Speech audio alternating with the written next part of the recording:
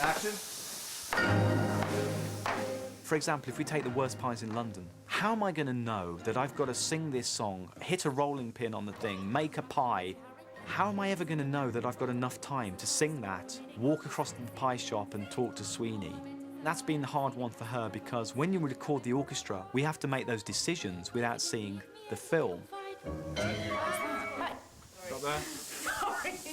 So Helena would always be there, and she'd be whispering in my ear at the recording studio, can we just try one a bit slower? Can we try one a bit faster? Because she was trying to, you know, routine her scene out in her head. Action.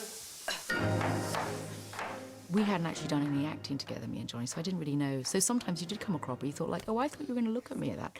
That was what I'd imagined in my booth. Of course, when you're acting on your own in a booth, your other actor is always going to do what you want. And then when they're on set, they got different ideas. It's a little vibe. What is that? You think we are... Sorry, baby. Sorry. I'll do it less, but it's got to stick. It's been really interesting working with Tim on doing this musical. First of all, it's been, because I know privately, because I live with him, that he hates musicals. So it's kind of fantastic that he's doing one.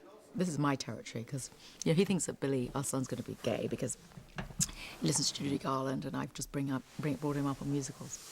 Ready? And action. It's very interesting adapting a stage piece to a film, because there's lots of things that I didn't know to begin with that I sort of found out as we went along. For instance, you know, there's a lot of music and it's maybe 70% people singing, but, you know, we tried to avoid that kind of a lot of dialogue and then people bursting into song, and so to sort of deal with that, you know, we cut out a lot of choruses, we cut out a lot of secondary people singing things and let, you know, the main characters sort of project their feelings through the music. It's really coming from an internal place for them. Although I'm an extrovert, he's asked me to bring everything back, not use my hands, I mean real practical things, hardly ever use my hands, which I find quite hard as an East End extrovert, to not use my hands. He said, no, looks theatrical. Not use my eyebrows too, which tend to be hyperactive anyway. He said, because you're singing, and you're already in a big environment. You're singing, there's a full orchestra. You look strange because we've got rather dramatic makeup. You've got to counteract that with a very restrained performance.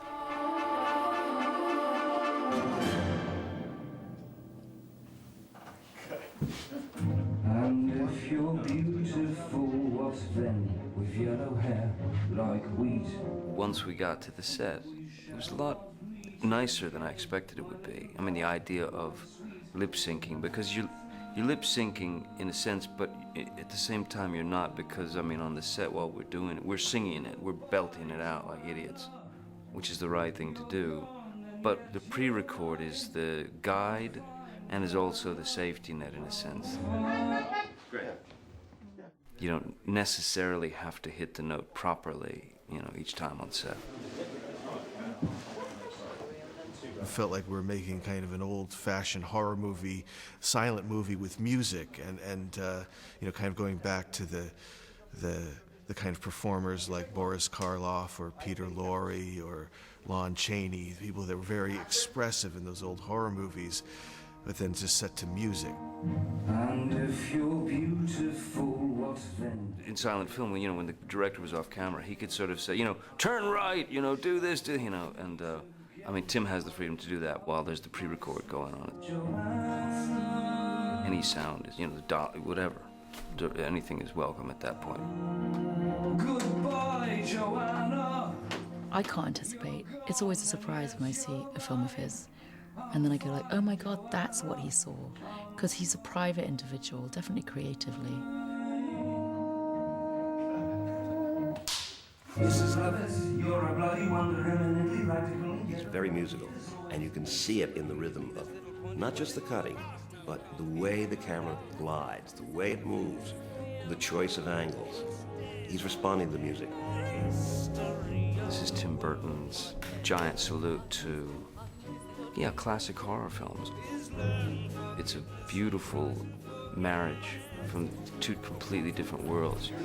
It mixes horror movie and musical, humor, emotion, light, dark, puts them all in there.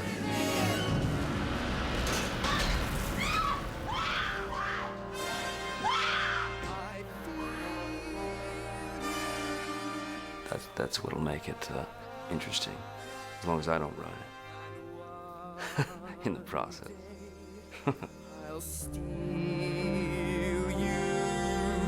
It was just a different thing for me. I never tried something like this. For me, it was certainly new territory, and that's what I really enjoyed doing it.